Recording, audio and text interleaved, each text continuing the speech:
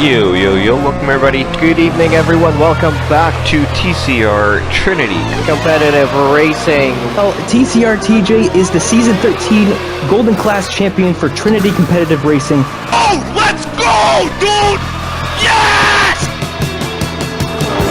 Jabbar on the podium! He's on it by a 10! Gentlemen, side by side through one. And silent, and Seafreeze gets a half spin. Let's fucking go! Wheel bumping. DRS enable, let's do it. And Captain Blade battling it out for position. Captain Blade.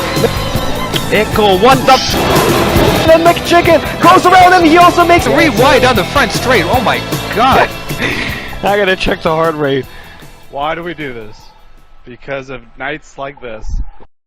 Go.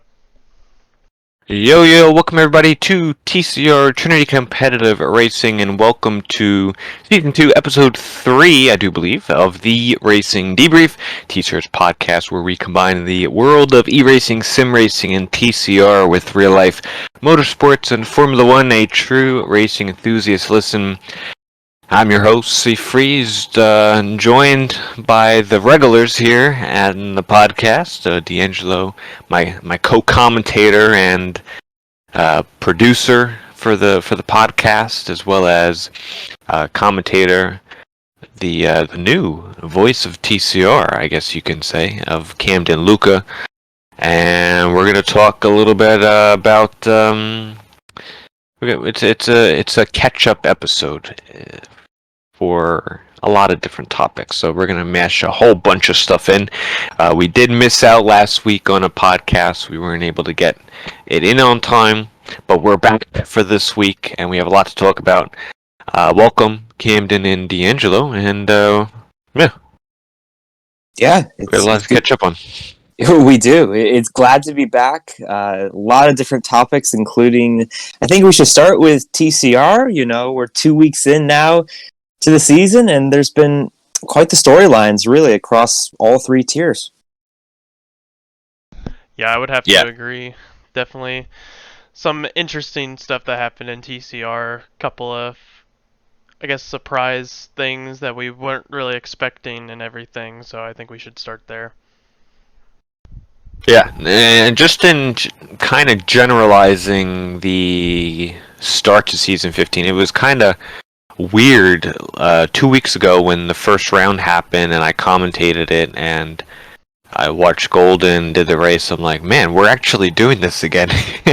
After a few months off, coming back, working to get the Season 15 underway, and it was nice, but it felt weird for this season. For some reason, it felt weird that we're actually like here. It still doesn't feel like we're in the season. I don't know if you guys feel that way, but it definitely is a weird feeling this time around. I'm not too sure.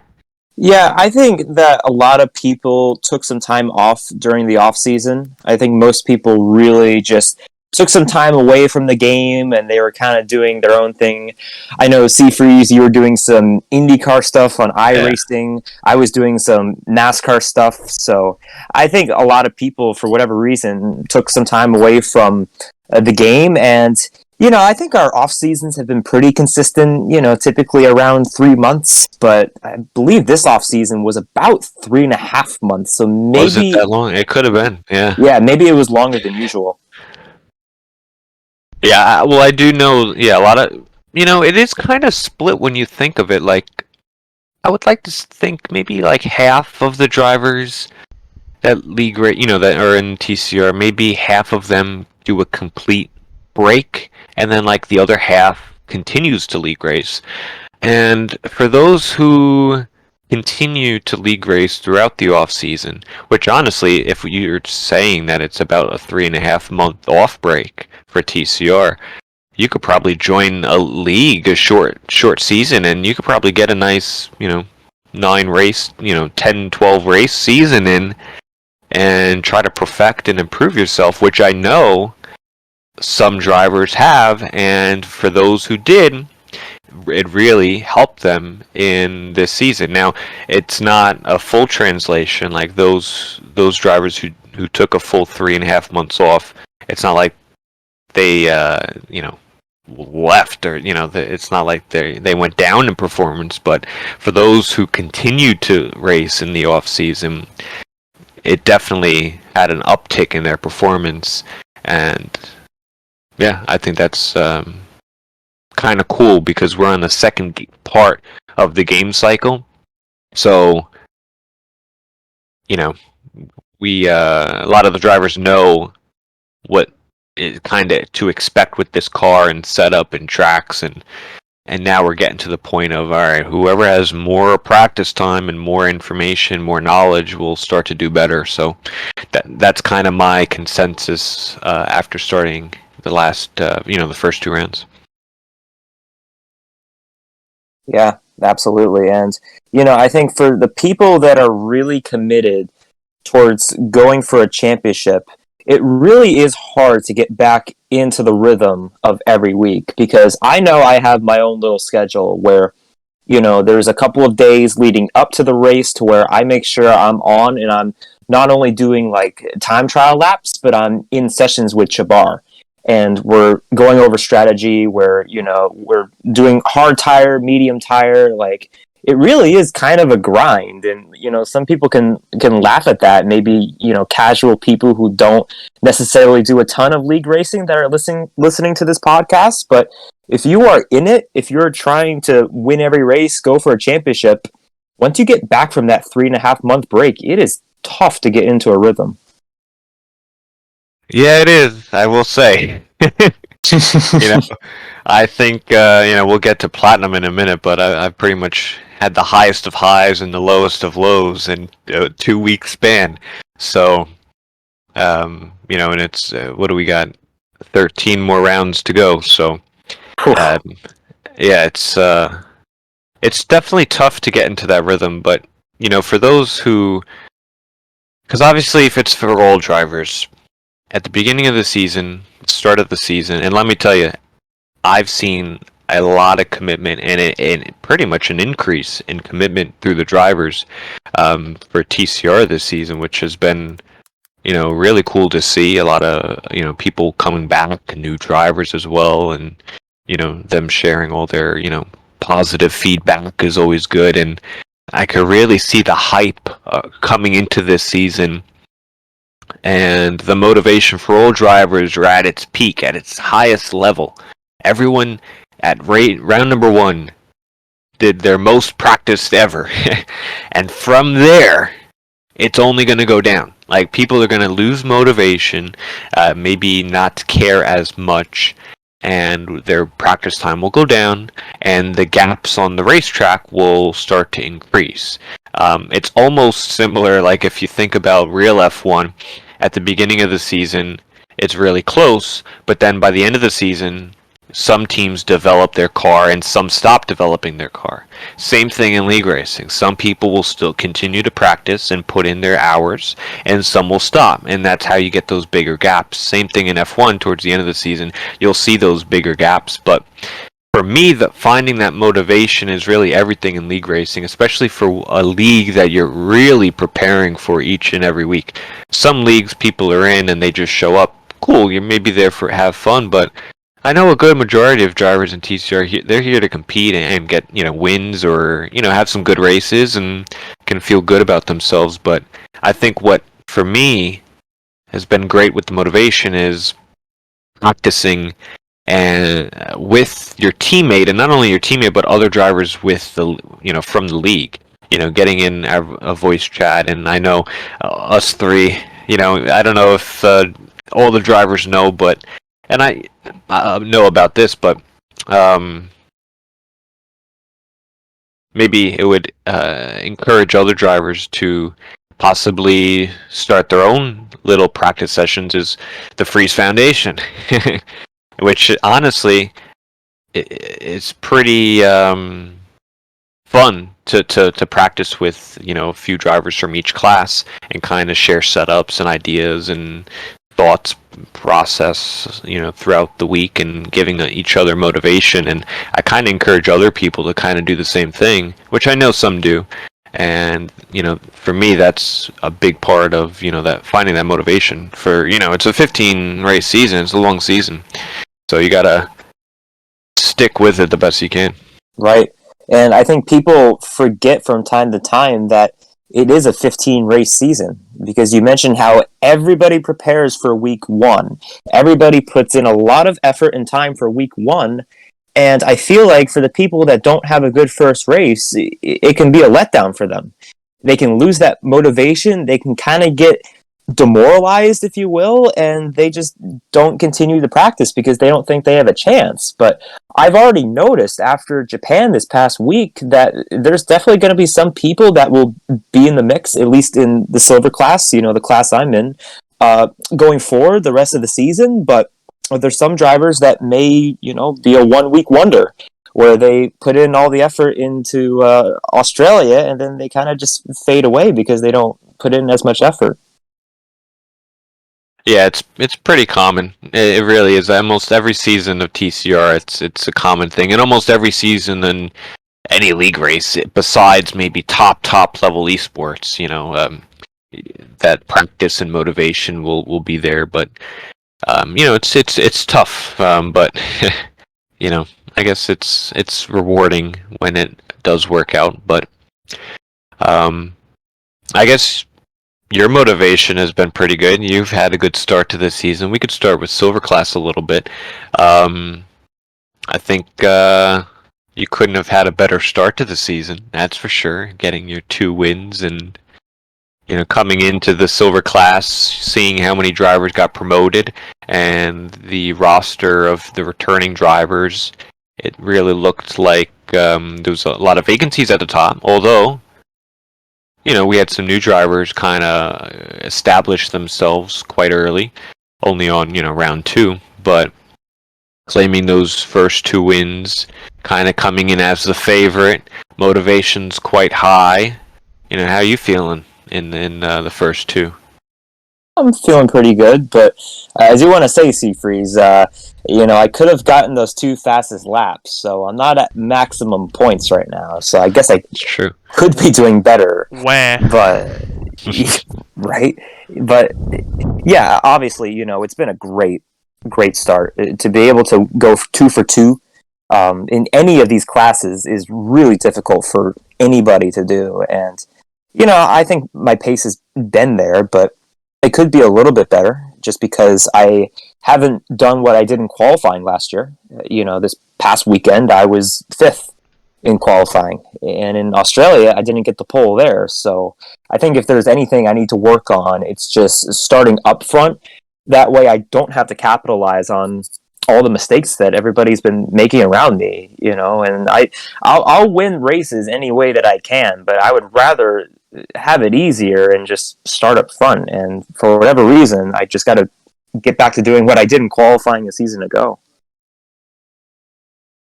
Yeah, I know for the Silver Class coming into this season, I know last season we did have our fair share of incidents, and it was kind of chaotic. And coming into this one, the first 2 rounds, I don't even think we've had a safety car yet in the Silver Class through, first 2 rounds, right? I believe that's correct. I don't remember one. That I would think they were be both correct, green. yes. Yeah, they're both green. So, and not only that, but I don't think we've had contact really between 2 drivers. And if anything, it was very minor. I know, actually, I do remember one with Carson and J&B first corner of the season.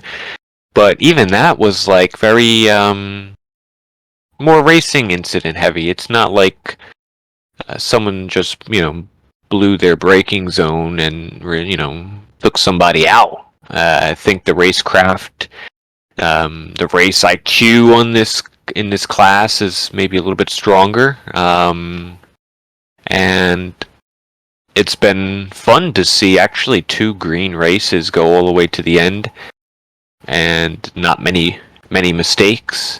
I know it's even some drivers' first times in the league and in league racing and ever, and they're still able to get some nice races going. So I think that's like the big takeaway I had from the first two rounds of Silver Class is that I think the roster is pretty strong as far as their racecraft, and as far as the new drivers, I think really impressed me was Carson and J&B. I think those two are a great addition, and I hope they stay for many, many, many seasons, because I think they can compete for wins, not only the Silver Class, but probably get up to Gold and eventually, Platinum if that's what they want to do.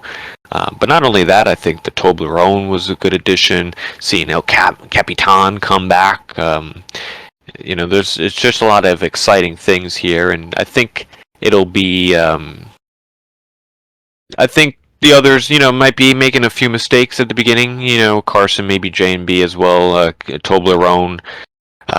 But I think over the course of the season, I think they'll kind of iron those things out and grab their wins and maybe give yourself a little run for your money. But it's been pretty impressive to see. And now we go on. Next week is Brazil, with that sprint week and the 3-tire stipulation, so that could, change how things are. I think it's going to test everybody, because we have the sprint race at the beginning. That will really test people's patience and how aggressive they're willing to be and what kind of moves they're going to make going into turn one. And then you have the 3-tire thing. Like, how aggressive are people going to be with that strategy? Because it's kind of a new addition to the league. We haven't seen that before. I think if Brazil is clean, the rest of the season we will not get a single safety car. Really? Well, hey, we do go to Monaco. Oh, that's right. Never mind. Nope, I take back what I said. I don't know about it. I think if people were getting track limit extensions and spinning, I don't know if they'll survive too many wings at Monaco, but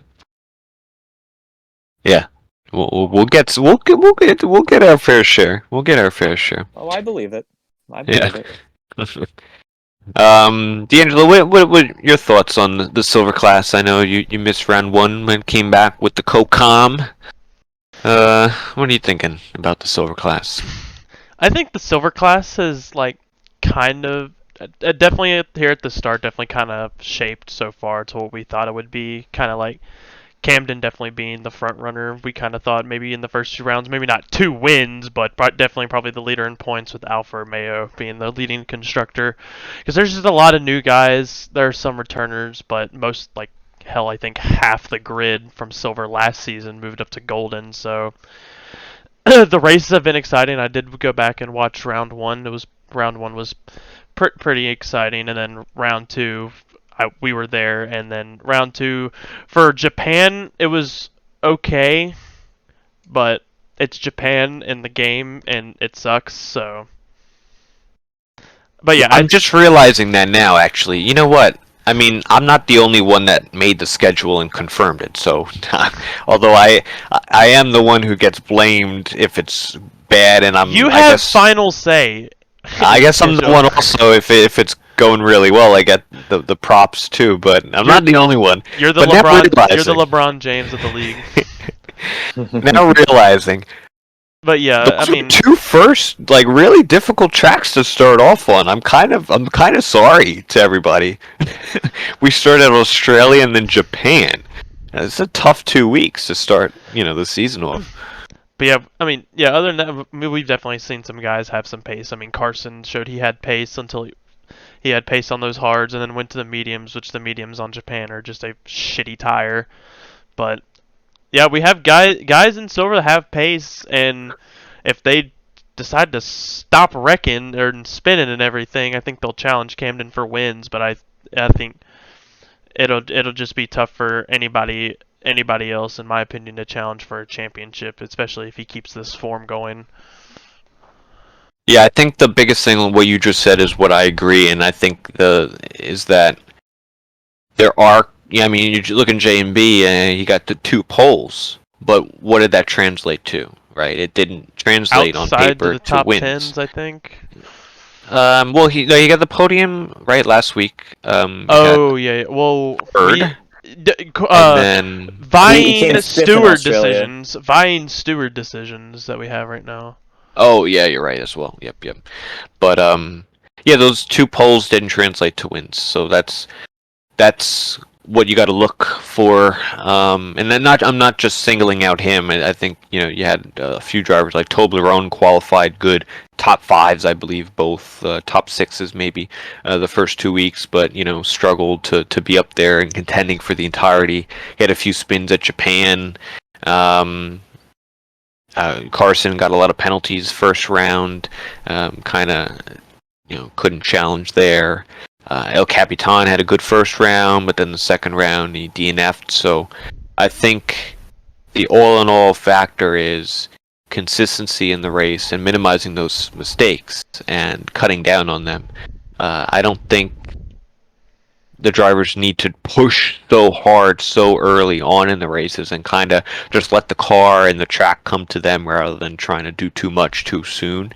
And I think if they change their mentality a little bit, I think it's definitely not too late. You have 13 more rounds to go. A lot will happen, but they got to change that mentality and kind of take more of an approach like Camden's been making it. I've been commentating, and it doesn't even look like Camden's pushing the car. Like he's, I think you're just kind of cruising, and I don't think you made a mistake really in the race. So yeah, I think it's all that mentality.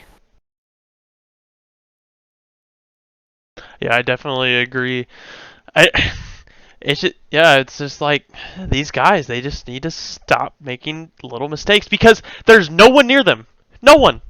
And then it's just like, spin. Yeah.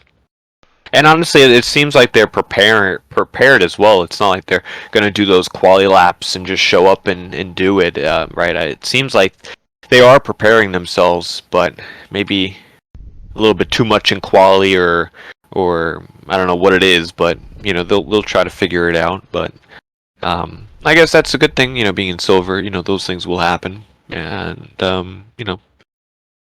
not too late to kind of get things rolling. But overall, all in all, good start to silver class. I'm really impressed by this roster. I like this group of guys, and a little also props is I really enjoy and appreciate all those drivers getting into the lobbies on time and responding to attendance and doing the driver meetings and all that stuff. It seems like a very easygoing class that really does care about the league. So I like that. Yeah, I'll end me it too. there. It's a very committed group of drivers. Yeah, I think so as well. I hope they stick. I really like a lot of these drivers. I think they'll stay a long time, and they'll improve so much too. It's going to be fun. Shall we move on to the golden class? Unless anyone has anything else on silver. Nope. Let's move on. Yeah, golden. My quick 2 thoughts is I think you can roll the dice every week, and it's going to be somewhat different. Yep. Because you really don't know who's going to win at certain times. Coming in, you have 4 silver class champions. You have F1 Racer, you have Sir Charles, you have Tebow, and you have Rafa Hulk. All previous silver champions going for a golden class championship. And I think that's pretty cool in itself. But then you also have, people moved up from silver like Ben and Segrist who were up there challenging Raiden. I can't forget him. You got your golden class, veterans there they're still, in the class. You got FND, you got Rizzy. I don't know who else. Yeah, let me go to the roster and then I'll see who else. And I don't think we really have any new drivers. Oh, one. I think GMBZ. And who's the other? Exertion is another new driver. But yeah, first 2 weeks, 2 different winners, and you got SPM in the first week, the main Wayne in the second. Main Wayne getting his first win, really nice drive at Japan. SPM was strong, and he was able to get double podium, another podium in Japan. So I think he's the championship leader. But I think as we move throughout the season, you're going to be able to pick anyone for any certain day. And this championship, it's so early to even think of a favorite. But if you had to, it'd probably be SPM, just based off the 2 podiums to start. Yeah, definitely SPM. I think Tebow has been kind of underwhelming, and like you said, it's only 2 weeks in. It's a 15-week season, but man, not only has he crashed out in the first 2 races, but I feel like his pace has not even been there, really.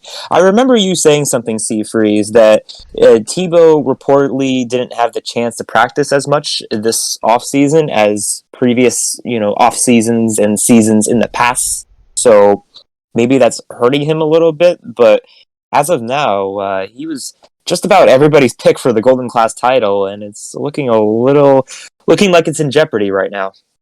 Yeah, and that was right, and that goes back to my earlier thought of those who don't, when they do take that time off in the off season versus drivers who continue to do so, and because the field is so close, if you do take 3.5 months off and you come back and you don't put even extra time in, you're gonna see it a little bit, but. He'll iron that out. He'll grab some podiums, probably a win, and see what he can do. So I'm not really worried there, but it's just so close when you looked at the qualifying at like Japan last week. I was watching, and man, it was just so close. Every driver you go down is either within that same tenth. It's like you have 2 drivers always within the same tenth of each other, and you keep going down, and it's just so close. You improve by a few tenths. That's many positions. So that was really cool to see. But yeah, that's why it really Golden never really disappoints. It's the class you kind of circle and kind of want to watch, because you really just don't know what's going to happen. That's why I've been wanting to tune in and every week and see what happens. But it's fun. It's good stuff. I know you guys commentated last week. We did. It was kind of chaotic from what I saw. Like, had the Tebow spins, Rafa Hulk spun. If you guys remember last season, I know you guys remember, but like last season in Silver, very consistent, and I don't remember if it was self-inflicted or he hit somebody, but Rafa Hulk did spin. There was just a lot of craziness, especially going down towards the final laps between the 2 McLarens and SPM. I'm telling you, those McLarens, if Tebow can't get it together, the McLarens are going to dominate the constructors from what I've seen these first 2 weeks. You say dominate. Yeah. Oh wow. Yeah, the McLarens were good. I think Raiden, his quali hasn't been up, but his races are really good, and I think that's what will eventually help him in the standings. But I was really impressed by the main Wayne. I mean, to get a win on this on this grid with this roster, I thought was pretty good, and he really made no mistakes last week. I don't really think he had that opposite strategy, had his teammate behind him. It didn't look like he was getting too much pressure from Raiden, and I believe they got the 1-3. So good stuff. I think they could work on that. The Mercedes look good too, but yeah, Tebow struggling early on could hurt them. SPM is kind of now taking that lead role, I guess you can say, at Mercedes. I also was impressed. Now these are biased, obviously. These are my guys on the foundation, but the Alpines look quick and quali. FND was able to get, I think, the pole last week. Went south real quick in the race. And round 1, you had C. Rizzi up there in quali, and then he spun and got disqualified because the game said he was going backwards, and then it went down south real quick. So a lot of bad luck from them, especially in the races, but their speed has been impressive. So we'll see if they can start to get some good results. The Red Bulls, I believe they're in this year. Ben and Siegrist. Yeah, I think they look strong in Japan. Yeah. Ben made some. He was a little accident prone last week in Japan. Yeah, it's like I feel like he was being a little too aggressive, considering I think he did spin early, if I remember right, and trying to gain back positions. Japan, you're not going to overtake in the corners in this game on Japan. No. It's just not going to happen. And he kept trying, and he kept making contact with people, and it just ended bad. Segrist was flat out, because, like, me and Camden were talking about it during the broadcast, like, dude is nowhere near the front the entire race. He's sitting like P4 5 seconds behind. Takes those hards to like lap 20, 21 and goes on softs and comes out like 2 seconds behind and has a chance to win. Like that brain that's like in golden class it's going to be more about strategy in my opinion this season. Like it's such a toss up on pace, or like the pace is such a toss up. Like I feel like the pace between everybody's so even. It's going to be a toss up on the strategy and how drivers just like prepare for the week and like can they hit their marks consistently through the race.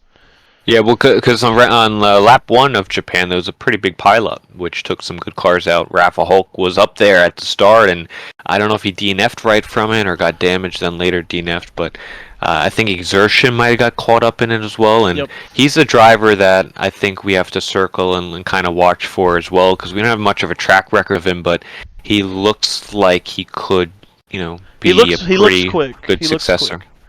Yeah, he definitely looks quick, but he put in a ticket. He put in a ticket, but I'm pretty sure it's his fault because, because he went down the inside when there's like no space, and on Rafa on the outs. Rafa had nowhere on the outside to go because there's a McLaren there, so Rafa kind of got squeezed. I see that. Yeah, that's interesting. I thought Sir Charles had a good run up until I think he had an incident with Ben, I believe. I think it was Ben. He got pretty much taken out there in that one. I thought he had a nice race up until that point. I know when we did the pre-season predictions, I was really high on JMB. GMB? I don't know what I just said, but GMBZ. GMBZ, yeah, we'll go with that. And he wasn't really much of a factor in the first 2 weeks. He had some moments up at the top, but it seems like his quality isn't as strong as I maybe thought it could. His race pace was definitely good, and definitely good on Wednesday. His quality, I think he qualified P11, P10. And then he moved up pretty quick because of all the chaos that was happening. But he was like staying with most of the pack until all the chaos started happening. Yeah, so I hope I think he can bring it around. And I think Matt Roofer, I don't know where he is in the points, but I thought just visually, it's not updated right now. No, it's not. Visually from last season to this season, I think he's had a big improvement. So yeah, he's definitely put in the work. I could definitely see it. Aston Martin looks good there, yep. But all in all, real good stuff from the Golden Class, and I'm looking forward to see who kind of takes charge. I think right now it's SPM, but we'll see if that changes. Yeah, SPM, I think he's definitely the dominant one right now, not just based on pace, but racecraft. He was good towards the end of last season, but there was a couple of moments where he made aggressive moves and it resulted in him crashing. So when you have people like Tebow and even Rafa Hulk, Rafa Hulk's made the transition to Golden Class and he's been up front in both races this season. It's just he's been caught up in incidents and hasn't gotten the finishes. But SPM is the one that's had the racecraft so far. All right, I think that's... Anything else on Golden? I think we're good there. I mean, I didn't watch the first race. Quick I really notes. only watched the second. I watched the second one because I was there. So yeah. All right. Well, there we have it. Then we'll go to the Platinum Class. Cameron, why didn't you start this one out? As you're the new voice. the new voice for Platinum. What did you think of the Platinum? I am the new voice of Platinum. It's been really fun to commentate, actually. Both races have been really unique. There's been quite interesting circumstances involved. Obviously, the first race we had Mebby crash out with 2 laps to go, and then you and Silent fighting it out, going head to head for the win there. And it was B Tom and Silent a few laps before that got into an incident with each other. So the first race was just wild, crazy, lots of incidents. The second race was more of a storyline thing because you had this guy, Lawrence, come out of nowhere in his first ever race, and he stomped the grid. He started back in 7th, but he worked his way all the way up to 1st, and at the end of the day, I think he pulled about a 5-second gap on B-Tom in the end. So I think it's a little clearer in the Platinum class as to who either the front runner or the front runners are, but you could talk about maybe 3 or 4 drivers that could be in contention for the championship. Yeah. After being on the grid myself, coming out of the gates, it's pretty tight as far as the pace. It's really going to come down to the qualifying effort. And right now, I think Silent has the 2 poles back-to-back weeks, but unable to get a win. I think only the 1 podium. I think he finished off of it at Japan, but it definitely helps him in the race. If you could start up higher, because the passing, especially at like a track like Japan that we just came from, is just so difficult. It was pretty much just kind of trains. You kind of get stuck behind the other person in front, and you get these DRS trains even on these twisty circuits. So the qualifying is going to be huge. The pace, everyone's really doing the same laps, but I think coming into this season, you put Lawrence on the side for 1 second. You come into this season, I think Tasmanian Devil or B-Tom is the driver kind of to beat, winning the last 3 of 4 seasons for the championship, and he's always going to be strong. Got the 2 podiums to start the season off, and his pace has been pretty good and just overall pretty solid everywhere. So he's going to be really difficult to beat over the long term. But the new kind of factor into this season is, I would say, actually 2 things. Number 1 is Lawrence, who had an impressive debut, winning and actually getting through that train he did have the opposite strategy, so he did have some pretty good advantage at the end when he had the medium tire, everyone else on the hard, but even then it's still difficult to pass, especially these drivers. I think he started 7th and then kind of just had a solid race. It didn't really have any other pressure from behind, so he could just run his alternate strategy, and it really worked out for him. And we haven't had many like Platinum class debut drivers, but Platinum class debut winner drivers, sorry. But I think, he did it, so he adds his name to the list. We'd have to really look into the numbers on that one, but that's actually a cool stat. For those who are statisticians, we should look into that. That'd be a cool stat. Let's put it up there. No. Hope not. Hope someone else can do it. But I think Lawrence, it's interesting because he's starting as a reserve, so I don't know how many races he plans on doing. If he does want to go full time and get a seat and go for the championship, I think he can. Obviously, if he just gets his first win in the first season. But even if he's a reserve, it's going to be an interesting point because he's taking points off of certain people, right? Depending on whoever that person is. If he does show up and win every time he shows up and wins, then that could affect the championship. We haven't really had that in recent seasons, so that's the one factor. The other factor I would say is honestly Meb looks really strong, more so in the race. I know he crashed out in Australia the first 2 laps to go, which honestly I think is just silly. You can't make that happen. He knows he can't make that happen, but it happened. But I thought he had a really nice race at Japan, was able to stick with the group and finished the race, which is good news for him. I think he finished 4th, so I think you kind of watch him and see what he can do this season. But I think the ultimate factor for Platinum class, especially, just like I said at the beginning of the episode, is the motivation.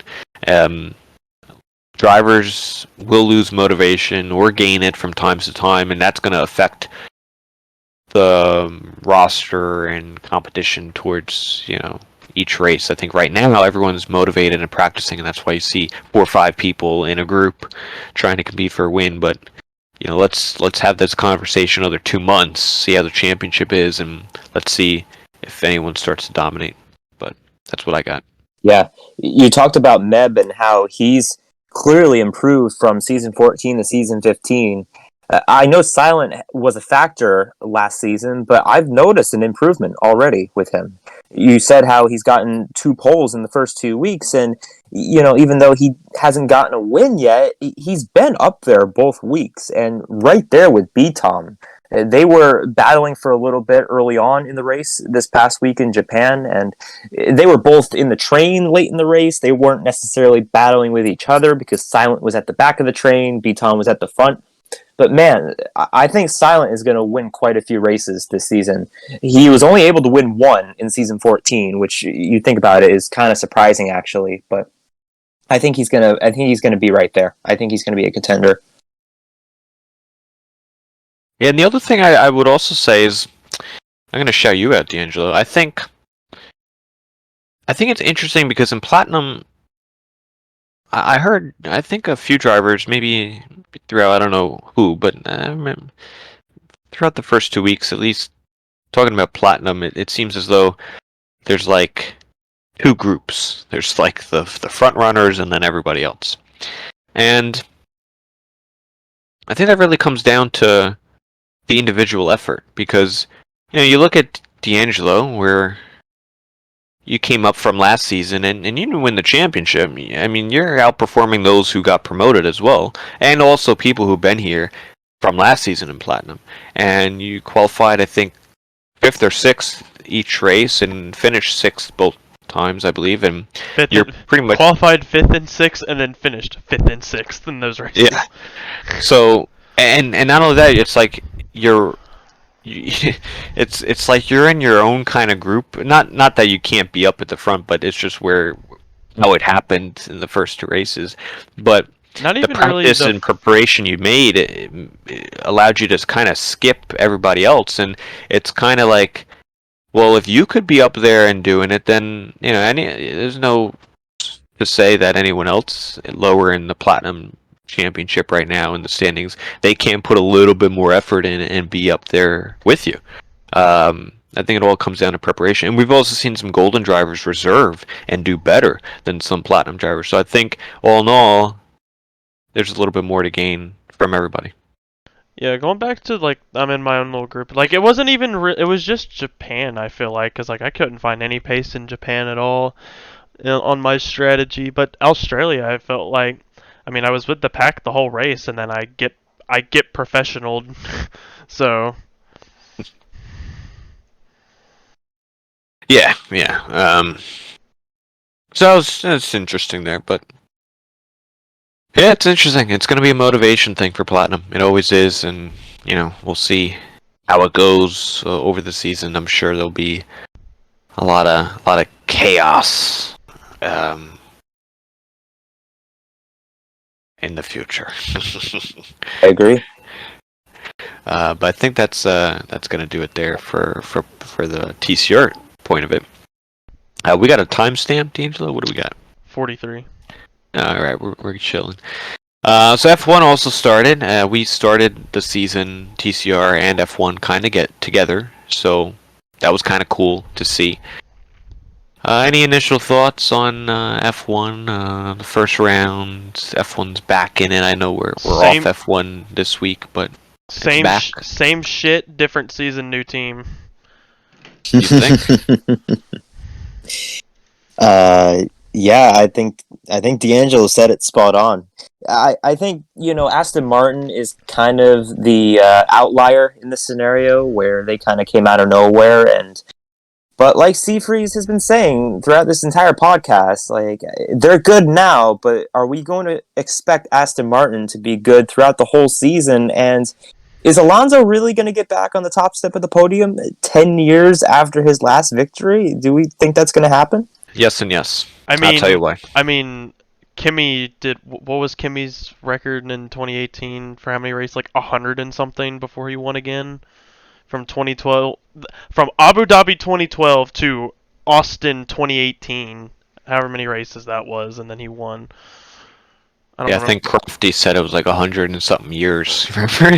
Oh yeah, He messed up his only win in the last how many years? He messed it up. yeah. But now, if you actually go back on F1's YouTube, they've changed it and they took that out. They edited it out. But 100 and something. I don't know what it was, but It was over 100. oh yeah, 100. So- I mean, it's been a while. However long it was, but in which no disrespect to Kimi, I mean he's a world champion, but I think Fernando's a better driver at this age than Kimi was three or 4 years younger at that Yeah. point. Easily. yeah, there's no conversation on that. I think it's kind of clear the way the two champions are totally different in their approach. You know, Kimi was always more, and we'll talk to Kimi actually in a few moments. We'll talk to him. Wait, what? What Yeah, did you he's pull? coming in. What did Hey, you pull off? Kimi. One day, maybe we'll get Kimi. He'll have like 2-3 words, and then we'll say good chat. But yeah, Kimi was more just just to have fun. But Alonso's serious about it. He's serious about winning, and the reason why I say yes and yes to both those two questions that you said is: will Aston Martin keep up their performance throughout the entire season, and will Alonso get on the top step?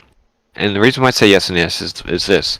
If you look at where Aston Martin started the season last year in 2022 with Vettel and Stroll, and you looked at where they finished the season, and you could just see race on race throughout the season that car was improving each and every week. Their qualifying wasn't always good, and that's still kind of a factor, at least in this first race in this year. But their race pace has been getting better and better and better, and then towards the end, Vettel and Stroll were starting to get into the points consistently, sometimes double points for Aston Martin. But they started the season really far off, and that's when the midfield was as tight as it is. I think now they're starting it a little bit higher than obviously last season, so they can afford a little bit more leeway if they do make a little bit of mistake. They're only really dropping maybe behind Ferrari and Mercedes, but they're a little bit farther ahead than they were last year. And I was listening to a few like Verstappen interviews and Alonso as well, but mainly Verstappen. If you look at like where Verstappen was at Red Bull a few years ago when Mercedes were dominating. Mercedes would win a few races by, 30 seconds or whatever, kind of what Max has been able to do. But then the Red Bull, Max or Ricardo at that point would be able to get a win here or there, and they would win by a great margin.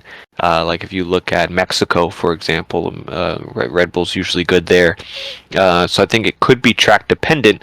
I wouldn't be surprised if Aston Martin dominates a weekend, kind of like that, because I think it's really track dependent. It's a long season. You have a lot of different factors, and they're already up, maybe the second best team, maybe on paper right now. So if two teams in front of them, or two cars in front of them have issues, then there they are. They can grab a win, and also don't forget, before this team started as Aston Martin, it was Racing Point, and they had Stroll and Perez at Turkey. I think they had the front row lockout. They weren't able to get the win, but they led laps, and it was kind of a standout performance. Then the regulations kind of shifted them back so far. Now they have funding from Aston Martin. They have the facilities that they started building a few years ago. Now they're starting to get that finished. This is a big project, and there's no question why Alonso wanted to come here, is because you see all of the the vision of Aston Martin. And yeah, Lawrence Stroll is serious about this, and I think they're gonna keep moving forward. Yeah, and I think the biggest threat for them at this point is how tough is the midfield going to be? Because it seemed like everybody at Mercedes, they were just down in the dumps after Bahrain. I mean, you saw Total Wolf. It looked like he was about to give up on everything. And there was a report that came out. I'm not sure if this was confirmed, if Lewis actually said this, but apparently there were disagreements between Lewis and Mercedes on the 2023 car, like when they were discussing and getting ready for the season. Apparently they haven't been seeing eye to eye on things. So if Mercedes is going down this path, and as a Mercedes fan, it's scaring me, but if they're going down the path that we think they may be going down, then there's no reason Aston Martin can't take control of the midfield this season and be up there for podiums and potentially wins. Yeah, I definitely agree with that because the thing is with me on the Mercedes situation, why in the bloody freaking hell are you not listening to a 7-time world champion who drives the damn car? Thank you. Like, they did the same shit with the side pods this season, and it didn't fucking work last season. Why are you doing it again? It is a terrible idea. Why are you not listening to your 7-time world champion driver? Fair point.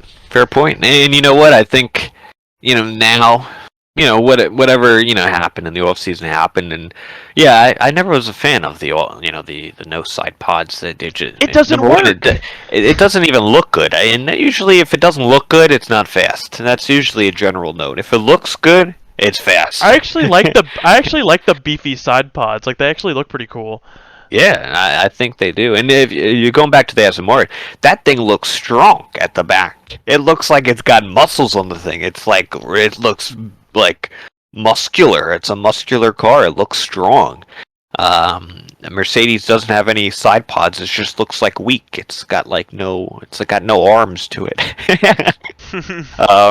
But yeah, they're gonna have to make changes. They said they are, and they're gonna make big changes, which I think that's kind of like really the only team that kind of does that. If they're going to do a change, they're going to make a big change. I think all the other teams are too, scared to make big changes. Yeah, if you're off the pace that much, you might as well change it big, and that's what Mercedes is going to do. But it's going to take some time. It won't be for They another few honestly, races, maybe. from what I've been reading and hearing, they might just scrap the entire car and just start focusing on 2024 already. I mean, if that's the case, that'd be horrific. And not only that, it is Lewis Hamilton's contract ending at the end of this year. So Yeah, if they scrap the entire year, if they finish really, because they couldn't, if they bring updates and they don't work and they're still struggling on different tracks and they have no idea what they're doing, they're not up at the front where they have a cushion now. They're the fourth best team, as Hamilton said last week. Now is the fourth best team. If you bring upgrades and they don't work and other teams start to improve, that fourth place is going to be 5th, 6th, 7th. You might finish 7th in the standings. Yeah, because Hamilton probably doesn't want to come back. Say what you will, Alfa Romeo's on the rise. Like, Alpine's there too. Like, a lot of these teams, they're coming because this cost cap, it's starting to take effect, in my opinion.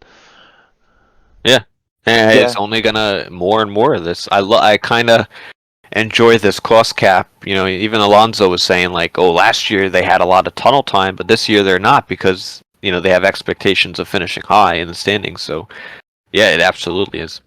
I think Lewis is really at a crossroads here because if he had won his 8th championship in 2021, I think there's no question he would probably step away after this year. Like, why would he keep racing? Why would he keep racing for a team that is on the downfall when you have already done everything that a Formula One driver can do? But because he's still equaled with Michael Schumacher, I think Lewis still wants to race. I think he's still, and rightfully so, pissed off about what happened in Abu Dhabi.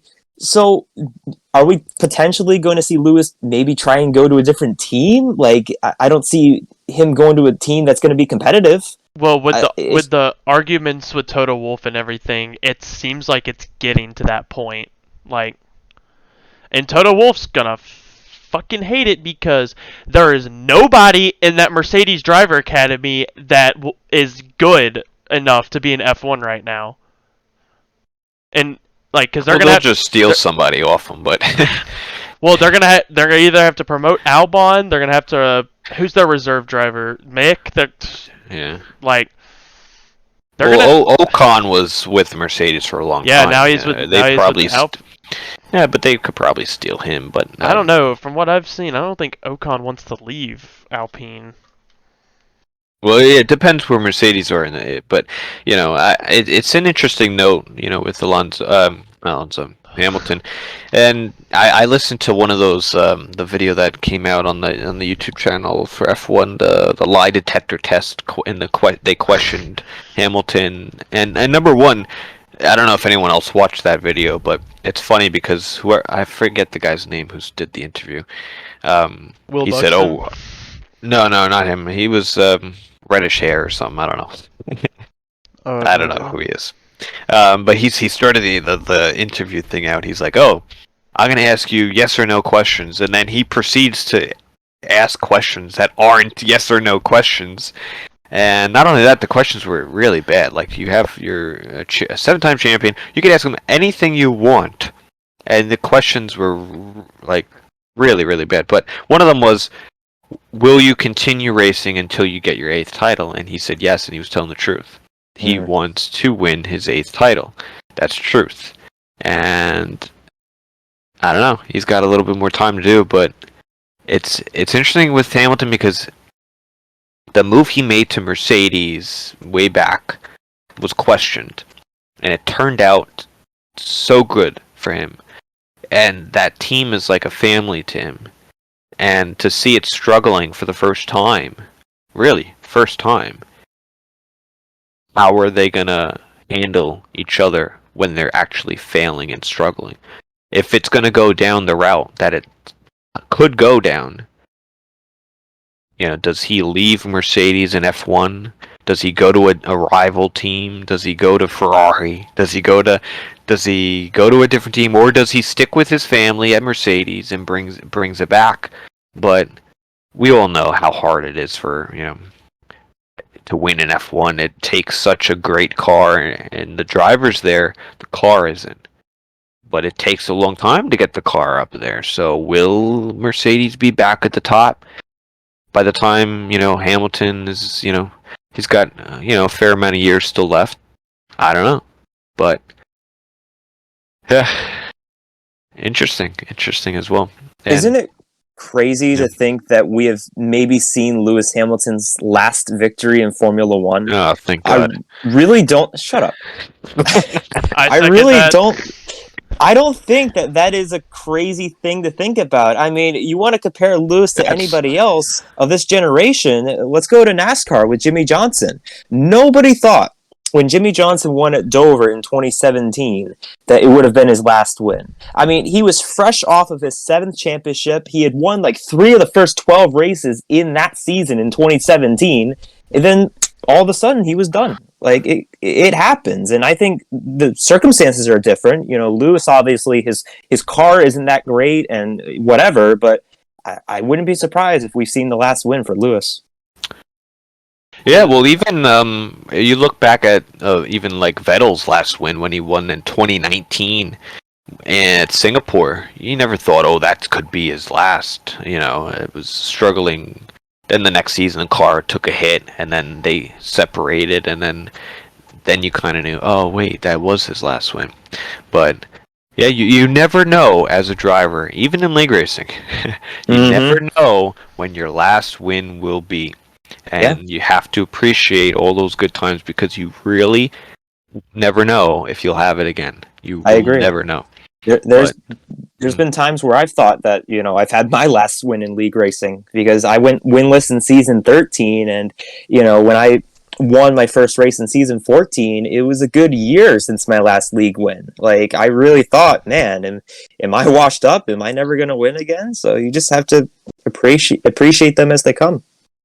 Absolutely. It's gonna be, I think, a deciding factor. What happens in this next few races will kind of determine how the season is.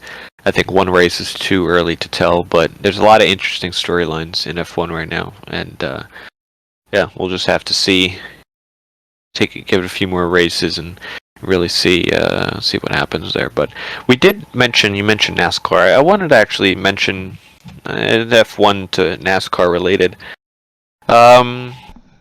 We got a few F1 champions returning to racing, and not only to racing but to NASCAR.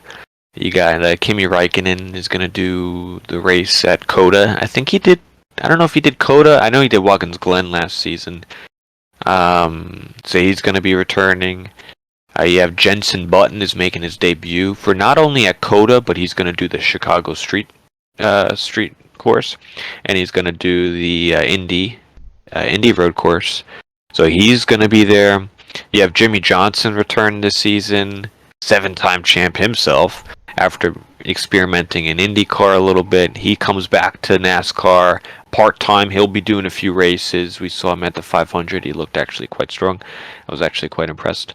You also have, I think, Jordan Taylor, who's more known in the LMP or DPI class with, I think, IMSA, more endurance type stuff. So we'll see him in a few road courses.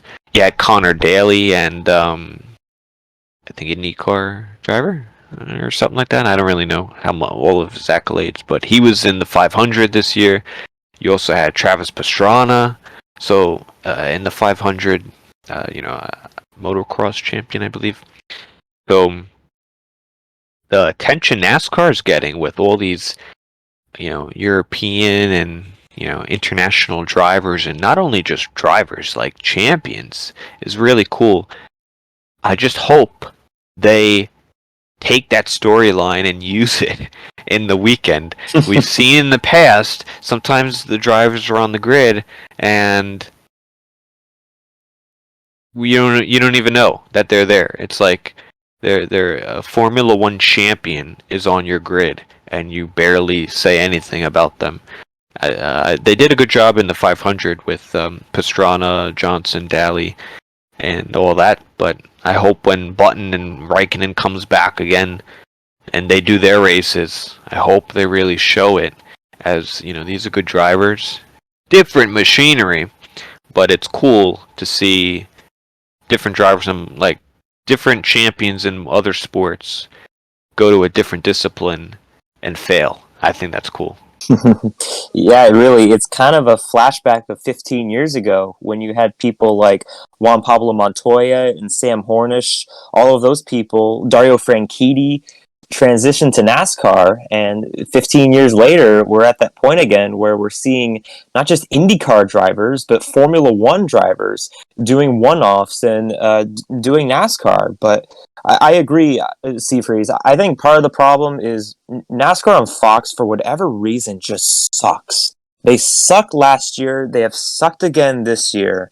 And it's going to be on them to market those two Formula One, not just drivers, but champions racing in NASCAR this year. And yeah, it worries me that, it'll just be a headline. It won't really be one of those storylines, if you will. Yeah. Interesting time to be a NASCAR fan. I will say that with the new next gen car or whatever they call it. Going to Chicago Street Course will be cool. They're going back to North Wilkesboro. You got a lot of cool things. They're trying a lot of different things in NASCAR, and honestly, I think it is working with those international drivers coming. Not only that, but you also have, I think, I don't know when it is. It's the Le Mans 24. I think it's coming up soon. I don't remember when, but they have they call it Garage. 56. 56. I didn't know the number. And they're going to have that NASCAR Hendrick Motorsport entrant with Jimmy Johnson, Jenson Button. I think it's Jordan Taylor as well. And they're going to be running that modified NASCAR entry. It's going to have headlights. Whoa. And they're going to be running that's going to be cool too. But they're doing some pretty cool stuff. Um, can probably get some attention on the series. So yeah, thought we'd mention it. Man, we are seeing a NASCAR with headlights. I think Lightning McQueen, I mean, he said it, right? All those years ago in the movie. Well, we laughed at him then, but here we are now. I would love some headlights on the front. Mm-hmm. Me too. Look good. They should get brake lights too. I think some drivers need them. Right? Yeah, any final thoughts we want to bring up? Anything? I got nothing. Nothing. I think that's it. Yeah, I think we covered a lot. Well, nonetheless, we recorded this on March 10th. This will be uploaded. This will be uploaded on the 13th, and that means tomorrow is round 3 of Brazil for TCR for Silver Class. So tune in there. 8:45 p.m. Eastern Time on the YouTube or Twitch, and we also have the Golden Class Wednesday and Thursday for the Sprint Week and the 3-tire stipulation.